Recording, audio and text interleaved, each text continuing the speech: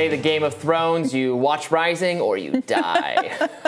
They were playing the Game of Thrones, some of the music from the later seasons, actually, in the studio before you got here today. So we're in a Game of Thrones mood. I didn't realize they had changed the music halfway through the series. Not the main theme, but there's some really cool stuff. So the Cersei theme from later, when she blows up everybody, that's a great one. The Night King theme, I think that's what they were playing. The Night King, when the zombie dragon attacks. Spoilers. Sorry, we can't. No more spoilers. It's over. It's over. I don't think you're gonna spoil a show that wrapped during COVID, right? No, in the last 3 years, right? Yeah, it feels like longer ago, but it does. Well, it does. Speaking of shows, what are we talking about today? Well, on this show, we are talking about the controversy around President Biden's approach to the Maui fires. He is getting flamed for his response to those deadly wildfires in Hawaii, with some conservatives calling it his version of Katrina. Biden had this message for the people of Maui. Let's listen. The people of Hawaii, the entire nation is with you as you recover, rebuild, and grieve. You know, as you seek to heal from the loss of family and friends, homes and businesses, and the native Hawaiian history gone forever. But we'll be with you for as long as it takes, I promise you. That's why we took immediate action, surging hundreds of federal personnel, delivering thousands of meals, liters of water, cots, and blankets. On Monday, Jill and I will travel to Hawaii to convey in person our grief and solidarity and commitment to the people of Maui. Already, from the darkness and the smoke and the ash, we've seen the light of hope and strength. First responders working around the clock. Many of those first responders impacted by the fires themselves, losing their own homes. Volunteers delivering aid by fishing boat, ferry, on jet skis. Chefs whose restaurants were destroyed, cooking food for displaced families. As one food bank worker described the resilient spirit that we're seeing, he said, "Nothing but aloha. That's all you see. That's Hawaii. That's America. And I want the people of Hawaii to know your country's with you, as long as it takes." Now, the death toll from the devastation has now reached over 100 people, with many, very many people still missing. Here's island officials on the recovery effort. We have to be respectful because we got one chance to do this. We got one chance to do this right. And with all due respect, we haven't made notifications. And I am not going to say how we found people when I haven't even told their families. How do I do that? You know, have we found remains that are maybe smaller than other remains? I'm not going to sit here and sensationalize that. But the answer to that is yes. But we haven't, what I'm talking about is children. Okay? So we're going to do this right. We have to identify them and then notify them. But that's what we're dealing with. I know everybody wants to know, hey, who's on that list? But again, we've got one chance to do this right. Investigations now seem to point to a downed power line likely to have started the flames on Maui, but there is still debate on the emergency response and whether quicker action could have been taken to lessen the wreckage. According to the Civil Beat, a state water official delayed the release of water that landowners wanted to help protect their property from fires. According to the report, the water standoff played out over much of the day and the water didn't come until too late, according to sources. The alleged official, M. Kaleo Manuel, wanted West Maui land to get permission from a taro or kalo farm located downstream from the company's property. Manuel eventually released water, but not until after the fire had spread.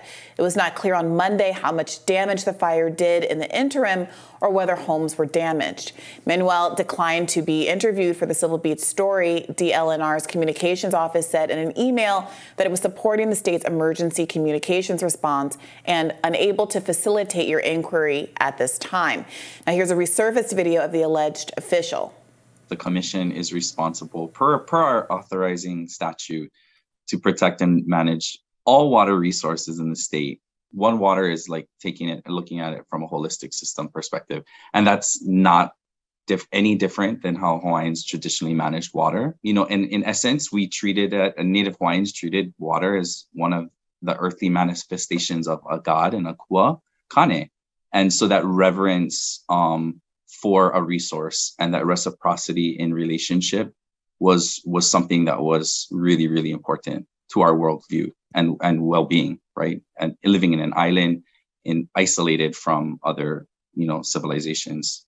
And so I think where it shifted to today or over time is that we've become used to looking at water as like something which we use and not necessarily something that we revere as that thing that gives us life, right? I mean, to me, it's a shift in value set. Republican candidate for president Vivek Ramaswamy tweeted in response, as wildfires rage, desperate residents petitioned state officials to send more water for firefighting and to help protect their properties from fire. That request went unanswered for hours, withholding critical aid to islanders. Now we're learning that the official who delayed the approval is an Obama Foundation Asia Pacific leader and a climate activist who believed water should be revered first and foremost. So I am seeing this official coming under a lot of scrutiny right now. There are questions about whether it was actions to use this water to fight the fires were delayed, and then that's an old video outlining his philosophy, which some people are reading into that as well. But I think there are some real questions here. It seems there are a lot of failures here. So for one, apparently it's not so unusual that there are wildfires, but part of what is being reported as the cause of why this particular fire was so devastating has to do with the conditions being drier than they have been historically, the fire spreading faster than fires spread historically, and high winds existing at the time, as strong as 60 to 81 miles an hour, that happened to be a kind of a worst case scenario, noxious mix of things happening at the same time. There was also a failure of the emergency alert system. So there was a warning system that was supposed to go out that was delayed, didn't actually happen. It does feel like one of those situations where sometimes you don't know how bad it can be until it actually manifests, but it is concerning because there are organizations, departments, disaster relief organizations that are supposed to be anticipating these kind of issues. And if there have been multiple fires, some of which have been caused similarly by downed power lines, there is a question as to whether or not they had the support to fix these infrastructural problems and guard against them, because certainly events like this were not completely unforeseen or unforeseeable. Right.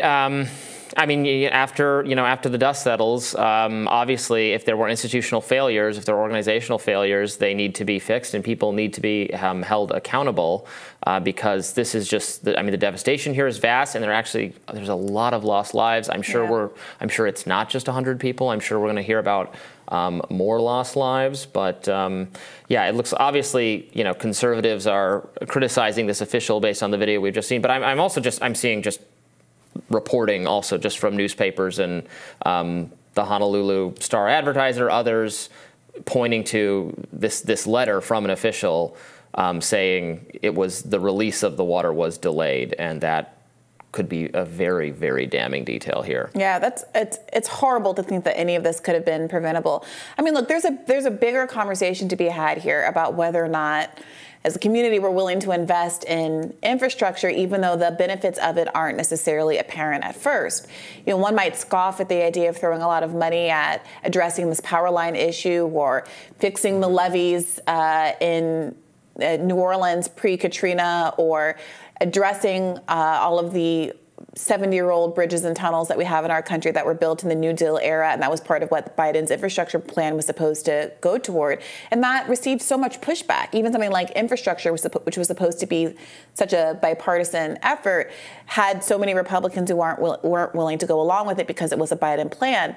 And the thing about these kinds of projects is it's not immediately apparent that it's doing something for the people, right? You go to work every day, you drive over a bridge, you don't have a sense of how strong or weak the bridge is. And the idea that they spent millions of dollars on a bridge and it looks the same as it did from your lay eye as it did before can seem like it's wasteful until you're the one who was on that Philadelphia bridge recently that collapsed, or you're the one who had your entire life burned down in the consequence of one of these fires, or you're the one who had your house flooded by the levees breaking in New Orleans during Hurricane Katrina. And so I think, it's worth having conversations about this kind of preventative infrastructure work, investing in our own country, the same way that we have, conversations about preventative health care, and RFK Jr. has been talking a lot about that and how not doing that is a burden on our healthcare system as well. So we'll continue to bring you coverage as we learn more about the causes of this fire and, regrettably, the growing death toll. But stick around. We'll have more Rising for you right after this.